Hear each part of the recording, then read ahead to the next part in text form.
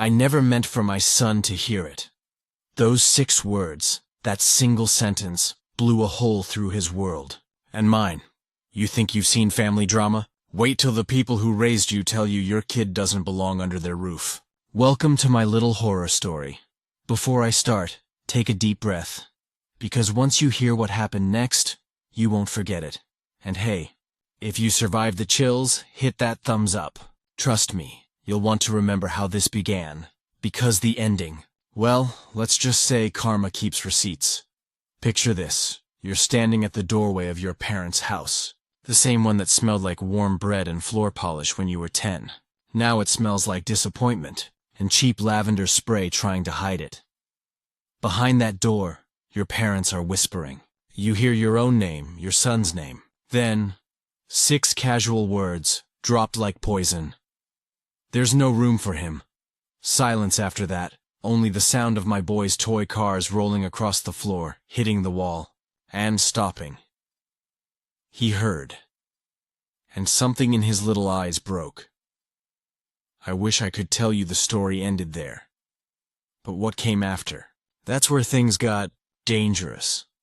I wasn't always the man standing on the other side of that door, listening to his own parents reject his child. Once, they were my heroes, 2 people who worked themselves to the bone to give me everything they never had.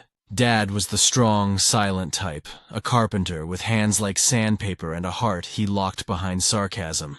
Mom was warmth wrapped in steel, always ready with advice nobody asked for. I grew up believing their house was a fortress of safety. Turns out, I mistook control for love. When my son was born, I thought that fortress would expand to fit him. I pictured family dinners, my parents teaching him the same lessons they taught me. Honesty, hard work, respect. But life doesn't always follow the script you write in your head, does it? Especially when that script runs out of money halfway through. 6 months before the night everything fell apart, I lost my job. The kind that paid the mortgage, the electricity, the fancy cereal I couldn't afford to admit I liked. My wife had already checked out of our marriage. One day she packed her things, and the silence she left behind was louder than any argument we ever had. I had a choice. Swallow my pride or see my 6-year-old sleep in the back seat of my truck. So, yeah, I packed our 2 suitcases and drove back to my parents' house. I remember pulling into the driveway at dusk. The porch light was flickering. Same bulb that had been there since I was a teenager. Guess some things never change. My father stepped outside before I even turned off the engine. No hug, no welcome home, just that look. The one that could strip the skin off your confidence. Mom opened the door wider, like she wanted to let us in but wanted to think about it first. You can stay a while, she said, just until you get things sorted. Her voice carried that polite tone you use when you're lending something you don't want back. I told myself it was temporary. A few weeks, maybe a month. Long enough to get work, to get our own place. Long enough to protect my son from seeing me as a failure. At first, things went fine. Mom cooked, Dad grunted. My boy played quietly in the corner, building tiny cities out of Legos. But tension has a way of sneaking through walls. Like a draft you can't tape shut. It started with small comments. Dad complaining about how loud kids are. Mom muttering about the mess. Then bigger things. The way my son would flinch whenever my father raised his voice. The way Mom started locking the pantry, so he wouldn't snack too much. They loved control more than they loved peace. One night at dinner, my boy spilled his milk. Just that, milk. Harmless, unless you grew up in my parents' house, where a spill was a sin. Dad slammed his hand on the table so hard the silverware jumped. My son's eyes went wide, and I saw myself at that age. Small, scared, eager to disappear. I told Dad to calm down, but he just stared at me, lips thin, voice like gravel. He's your responsibility. Don't expect us to raise him for you. My mother didn't look up from her plate. After that, I started taking extra shifts, any job I could find, just to stay out of that house. But there's no escaping tension when it's waiting for you at bedtime. My son would whisper, "Dad, are we staying here forever?" And I'd lie, "Just a little longer, buddy. Things are going to get better." Lies taste sweeter when you need them to. The day it all went wrong was ordinary. You never see life breaking apart until it's already dust. Mom was folding laundry in the kitchen. Dad was muttering about bills, and I was in the hallway trying to fix a leaking pipe. My son was playing near the stairwell, whispering to his plastic dinosaurs. I heard them arguing, my parents, low voices, sharp words. "He needs to go," Dad said. "We can't keep doing this. There's no room for him." Then silence. I froze. And before I could move, my son looked up at me, eyes full of tears. He'd heard every word. That sentence didn't just hurt, it changed something. You could feel it in the air, heavy, electric, like before a storm. And if there's one thing I've learned, it's that storms don't pass. They destroy. Want me to take you into what happened next? How those words turned into something much darker. After that night, the house didn't feel like a home anymore. Every sound carried weight. The creak of the stairs, the hum of the refrigerator. My father's sigh as he read the newspaper like it had personally insulted him. Even the ticking clock felt judgmental. You ever notice how silence can be louder than yelling? That's what those days were. A long, echoing silence where everyone knew what had been said but pretended otherwise. My boy, Daniel, stopped playing near the kitchen.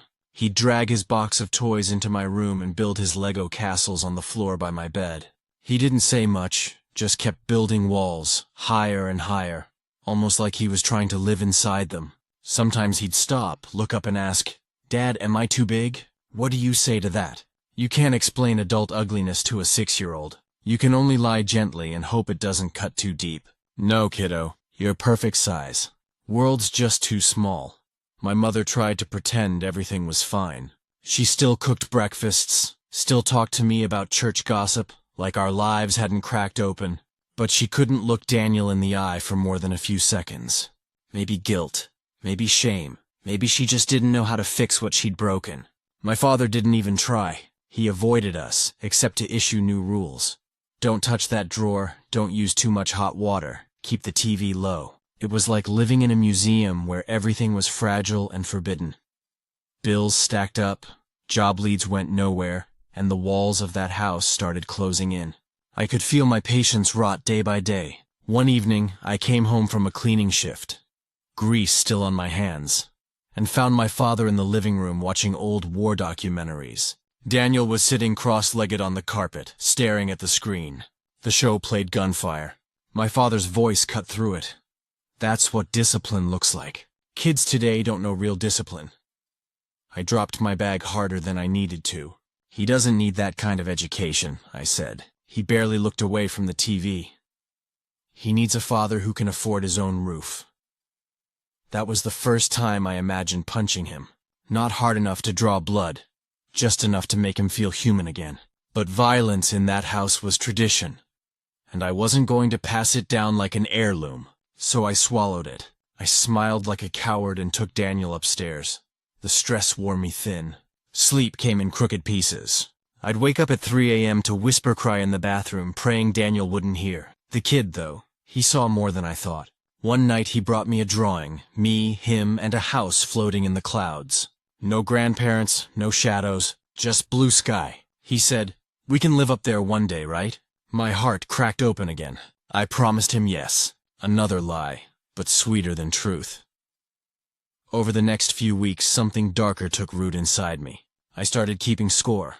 Every insult, every slammed door, every look my father gave my boy, I wrote them down in my head. Each one was a nail waiting for a hammer. Don't get me wrong, revenge isn't a plan at first. It's a feeling. Tiny, quiet, waiting, but it learns how to breathe if you feed it long enough. Then came the electricity bill.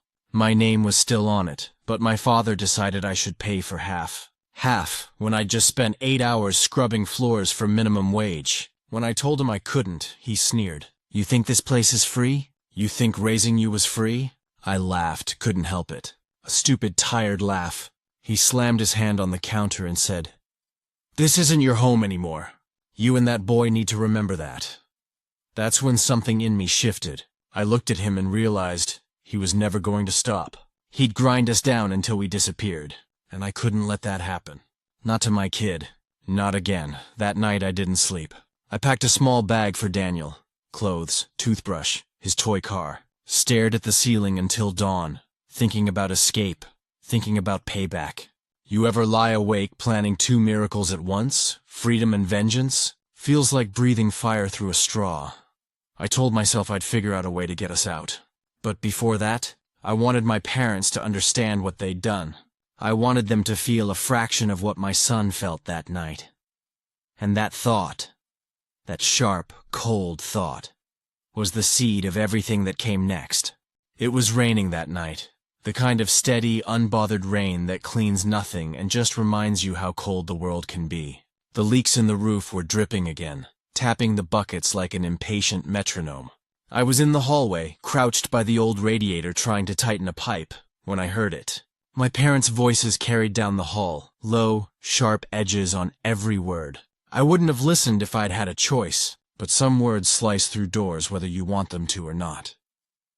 Dad's tone was firm, clipped. "He needs to go," he said. "We can't keep living like this. There's no room for him." A pause. The sound of plates settling. Mom's voice, soft but agreeing. "It's not fair to us, or to the boy. He needs his own space, his own home." The hallway went still. Somewhere behind me, a toy car rolled across the floor. My son had been playing in the next room. The car stopped against the wall, then silence. I turned, and there he was, standing in the doorway, his small hands curled around the door frame, wide eyes shining beneath the hallway light. He didn't cry. That would have been easier. Instead, he looked at me with this quiet, like he finally understood the thing every child dreads learning. That love isn't guaranteed. That belonging can be taken back. I stood up fast, heart pounding, trying to make noise so my parents would stop. They didn't.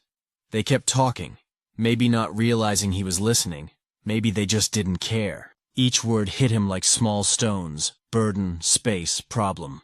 When I finally reached him, his face was blank. No tears, no anger. Just a little boy deciding, deep in himself, how much he could trust the world now.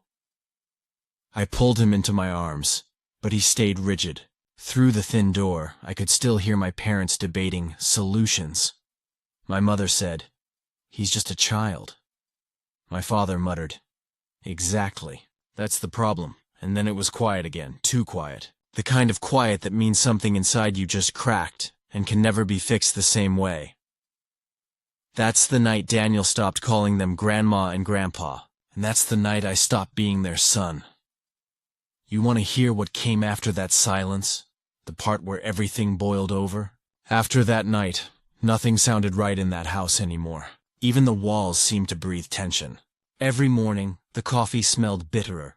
The hallway light flickered longer before turning on, and the air felt heavy, as if the place itself knew we were all pretending to live a normal life inside broken glass.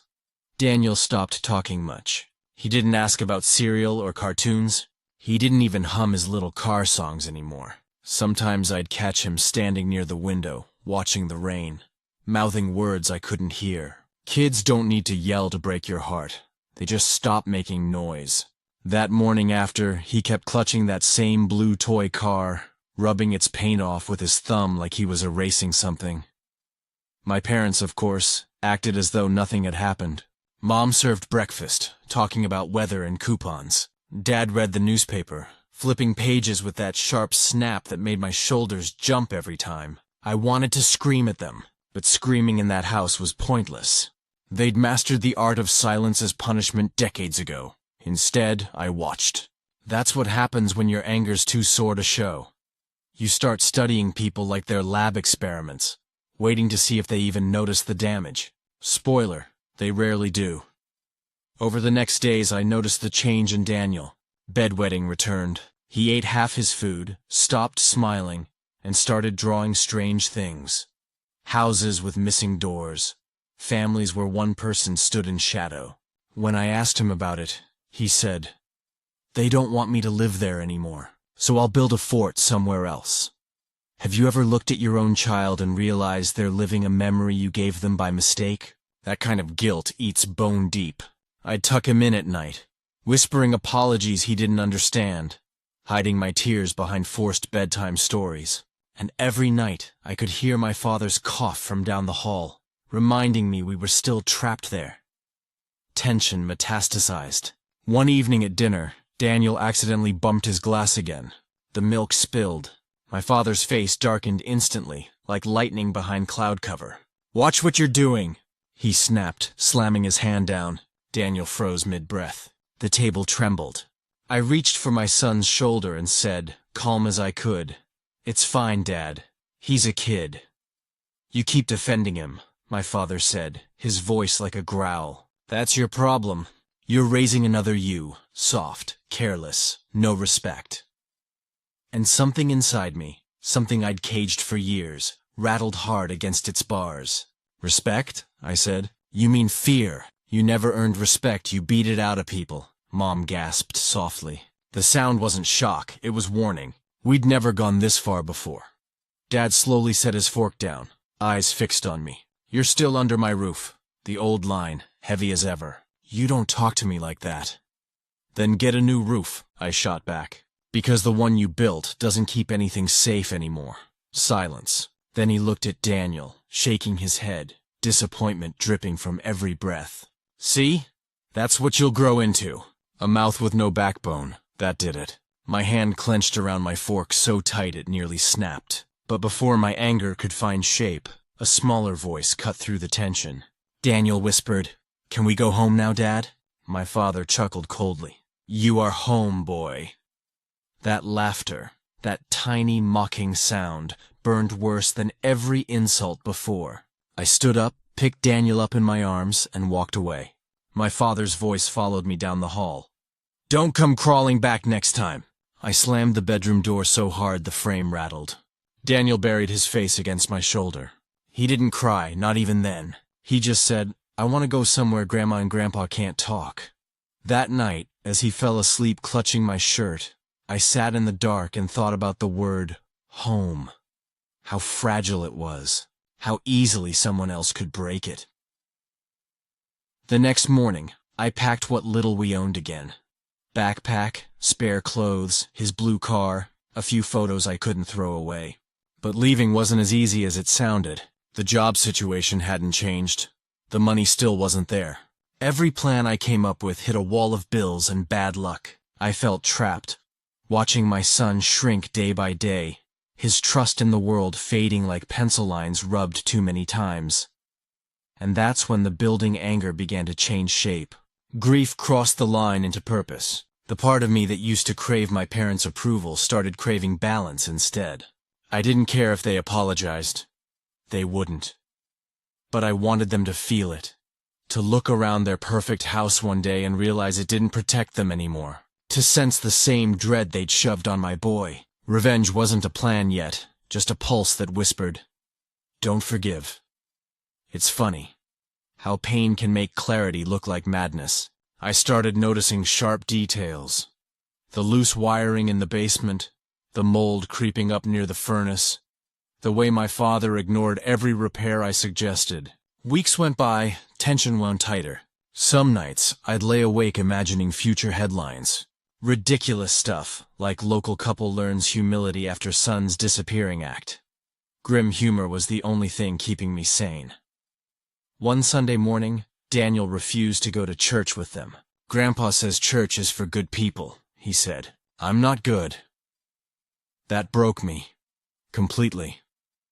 I lifted him up, looked him straight in those tired little eyes and said, "You're the best thing that ever walked into my life. We're leaving soon." "Hold on, kiddo." From that day forward, I started moving pieces quietly. Whispered phone calls, odd jobs paid in cash, secret savings stuffed behind drywall. My parents had their Sunday peace. I had my weekday planning. My anger stopped roaring and started focusing. I knew if I wanted Daniel to heal, I had to act. Words had wrecked him. Action was the only language left. Parents, home, heritage, all those illusions had crumbled. What remained was survival. Mine. His. Nothing else. And in the shadows of that old house, surrounded by ticking clocks and old ghosts, I began to plot how to deliver a lesson they'd never forget. Because sometimes silence isn't punishment enough. Sometimes, the only way to teach people that words can ruin lives is to use actions sharp enough to scar memory itself. You ready to see what that looked like when I finally decided to fight back? The night I decided to leave for good didn't come with lightning or some Hollywood scream. It came quietly, like a tide that had been rising for months finally spilling over the edge. I'd just finished another double shift, came home to find my parents watching TV, laughing at something meaningless. My son wasn't in the living room. I found him sitting in the hallway, backpack on his shoulders, shoes laced, eyes dry. "Are we leaving now?" he asked. No drama, no surprise, just certainty. He was done long before I was. That's when I knew. I couldn't teach him how to endure pain anymore. I had to teach him how to walk out of it, so I did what scared me most. I stopped being their son. I loaded the car. Did I have a plan? Barely. A tiny studio across town had a "for rent" sign, and a landlord desperate for any tenant who could pay half a month's rent and promise the rest later. I promised. Broke promises had built this mess. Maybe a few hopeful ones could rebuild it. We left before dawn. The house was asleep. Only the porch light followed us down the drive, flickering like a weak pulse. Daniel looked out the window, blue toy car in hand. I half expected him to cry or wave goodbye. He didn't. Just whispered, "Bye, ghosts." Then he faced forward, ready to start over. The first nights in that studio were cramped, but it was ours. 2 mattresses on the floor, a hot plate, a single lamp that buzzed like a fly. It still felt like paradise. I could finally breathe without hearing my father's footsteps in the hall. Daniel laughed again. Small laughs at first, like testing the air. Then bigger ones that filled the room. Hope, it turns out, sounds like a kid laughing over burnt pancakes. Still, the damage lingered. Every time someone raised their voice, Daniel would tense up. When I told him stories, he'd ask, "Are the people in this one nice?" He didn't trust happy endings anymore. And honestly, neither did I. But I knew healing doesn't start with apologies. It starts with consistency. So I showed up every morning, lunch packed, rent paid, even when it nearly emptied my wallet. I traded revenge for routine because sometimes peace is the real rebellion. But make no mistake, the anger didn't vanish. It changed costume. It stopped being fire and became focus. I started therapy. Mostly because I didn't know how to explain to Daniel why I clenched my jaw every time I passed a hardware store like my father's. Therapy wasn't magic.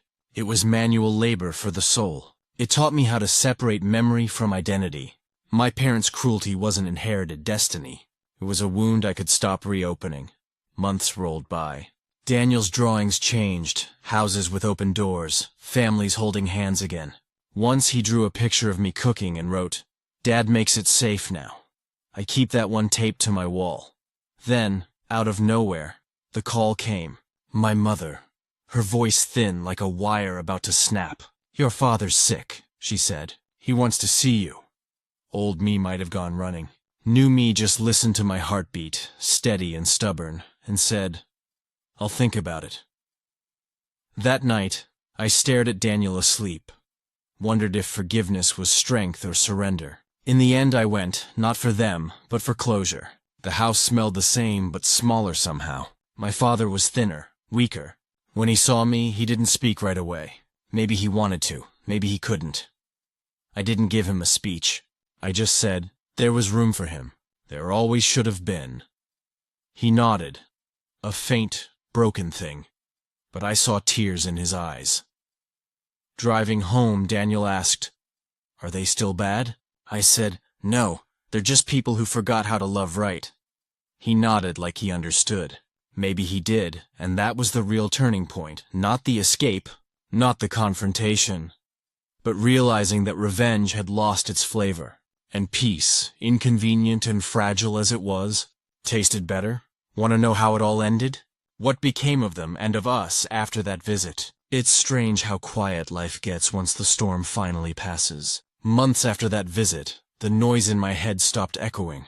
No more replaying old arguments, no more composing imaginary speeches to ghosts who couldn't hear me anymore. Just silence. The good kind this time, the kind that hums peace instead of punishment. Daniel started first grade soon after. Same blue toy car still in his backpack, but now it was just a toy again, not a shield. Funny thing. Kids heal faster than adults because they haven't learned how to worship bitterness yet. Every day I'd watch him walk through those school doors, shoulders straighter, steps lighter, like he was proving that love can restart even after betrayal. People ask me if I forgave my parents. I tell them forgiveness is complicated. It's not a gift you hand back to people who broke you. It's the permission you give yourself to stop bleeding. I never called it forgiveness. I just called it release. I stopped carrying their weight. And that, honestly, is better. Sometimes I still drive past that old house. Porch light's been replaced. New coat of paint. Someone else's life unfolding behind those windows. I don't hate it anymore. I just see it for what it was. A lesson disguised as home. It taught me how fragile belonging is, how words can build or bury, and how silence can wound as deep as shouting.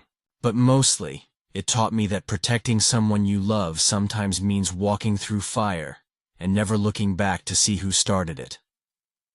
My father passed a few months after our last visit. Mom called, voice shaking, said he'd asked for a photo of Daniel by his bed. I sent one. That was enough. There's no revenge in me anymore. Just understanding that people repeat pain until someone chooses to end it. I'm proud it stopped with me. Now, on quiet nights, Daniel falls asleep in his own bed, whispering stories to his toys, and I stand at the door, making sure he'll never hear the kind of words that once broke him, because in this home, there's always room for him.